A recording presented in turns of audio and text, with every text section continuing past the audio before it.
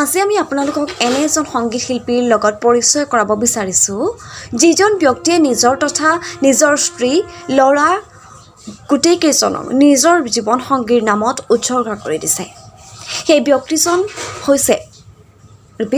ব্যক্তিজন তথা তেওঁৰ পৰিয়ালবৰ্গৰ পৰিচয় হৈছে তেওঁ গোলককুঞ্জ ৰায়পুৰ প্ৰথম খণ্ডৰ কৰ্মকাৰ পাৰাৰ নিবাসী শ্ৰী বাবুল কৰ্মকাৰ আৰু তেওঁ যি শিল্পী সমাজ গঠন কৰিছে তাৰ নাম হ'ল মধুমতী শিল্পী সমাজ।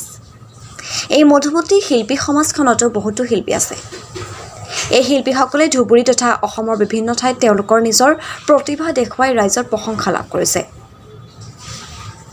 এই মধুমতী শিল্পী সমাজখনে নিজৰ প্ৰতিভা দেখুওৱাৰ উপৰিও বিভিন্ন ধৰণৰ বাদ্যযন্ত্ৰ বজোৱাৰ প্ৰশিক্ষণো দিছে। লগতে আঞ্চলিক বিভিন্ন ভাষাত গানো শিকোৱা হয়। লগতে পৰিয়ালৰ সকলো সদস্যৰ সহযোগিতাত থকা বাবুল কৰ্মকাৰে নিজৰ ঘৰতে এটা অতি ধুনীয়াকৈ ষ্টুডিঅ' বনাই লৈছে আৰু ইয়াৰ গানৰ ৰেকৰ্ড আৰম্ভ কৰিছে, য'ত তেওঁৰ ল'ৰা আনন্দ কৰ্মকাৰ ছাউণ্ড ইঞ্জিনিয়াৰ দায়িত্ব পালন কৰি আছে। মধুমতী শিল্পী সমাজখনক 2007 চনত ভাৰত চৰকাৰৰ দ্বাৰা পঞ্জীয়ন কৰা হৈছে, য'ত চৰকাৰৰ বিভিন্ন সজাগতামূলক অনুষ্ঠানবোৰ কৰা হয়। আপোনাৰ অঞ্চলৰ যিকোনো সামাজিক তথা সজাগতা অনুষ্ঠানৰ বাবে যোগাযোগ কৰিব পাৰে। যোগাযোগ নম্বৰ হৈছে 6004835592। মধুমতী শিল্পী সমাজে প্ৰতিটো পদক্ষেপ ৰাইজৰ সহায় সহযোগিতা কামনাৰ আশা কৰে। News desk report star live 24 Assam. নাম বাবুল কৰ্মকাৰ।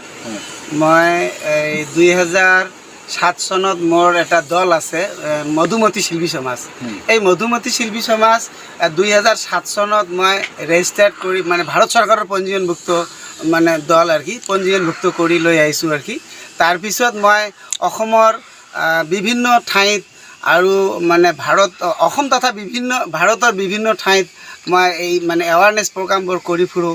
লগতে যিবিলাক আমাৰ সাংস্কৃতিক প্ৰগ্ৰাম সেইবিলাকো কৰোঁ, মঞ্চ প্ৰগ্ৰামবিলাকো কৰোঁ আৰু কি। মোৰ মেইন জীৱিকাটো হৈছে মানে এই সাংস্কৃতিকৰ ওপৰত মোৰ জীৱিকাটো আৰু কি।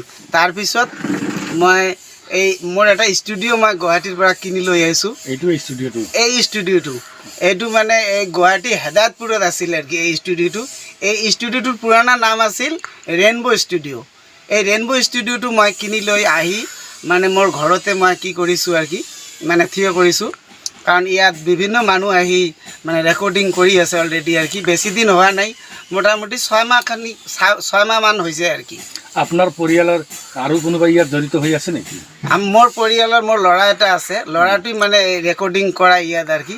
কি নাম তাৰ? তাৰ নাম হৈছে আনন্দ কৰ্মকাৰ আৰু কি হয়। এওঁ মানে ছাউণ্ড ইঞ্জিনিয়াৰ হৈছে আৰু কি।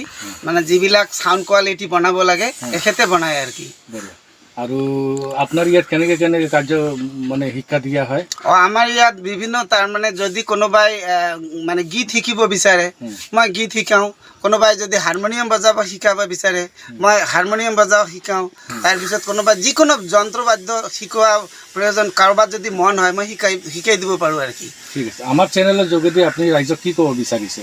মই ক'ব বিচাৰিছোঁ যে যাতে মানে মই যে ষ্টুডিঅ'টো লৈ আহিছোঁ সেই ষ্টুডিঅ'টোত যাতে মানে মানুহবিলাকে আহি যদি মানে মোক অলপ উৎসাহিত কৰি দিয়ে বা আমাৰ ষ্টুডিঅ'ত যদি অলপ ৰেকৰ্ডিং কৰে, তেনেহ'লে আমি যে ইমান কষ্ট কৰি ষ্টুডিঅ'টো লৈ আহিছোঁ যাতে মানে সফলিত হ'ব পাৰোঁ, সেইটোৱে মই অনুৰোধ কৰিছোঁ ৰাইজৰ ওচৰত। ৰাইজে যাতে আমাৰ এই ষ্টুডিঅ'খনত আহি অলপ হ'লে মানে কিবা ৰেকৰ্ডিং কৰি এবাৰ চাই আৰু আপোনাক সহযোগিতা কৰে। যদি ভাল লাগে তেনেহ'লে নেক্সটত আহিব, আৰু যদি ভাল নালাগে তেনেহ'লেতো নাহিবই আৰু কি। আপুনি ইয়াত এনে কোন ধৰণৰ ভাষাত গান শিকাইব? মই গোৱালপৰীয়া ভাষাত গান শিকাওঁ, ৰাজবংশী ভাষাত গান শিকাওঁ, তাৰপিছত অসমীয়া কামৰূপী লোকগীত এইবিলাকো শিকাওঁ। লগতে ডান্স, গোৱালপৰীয়া ডান্স, ৰাজবংশী ডান্স এইবিলাকো শিকাওঁ আৰু কি মই।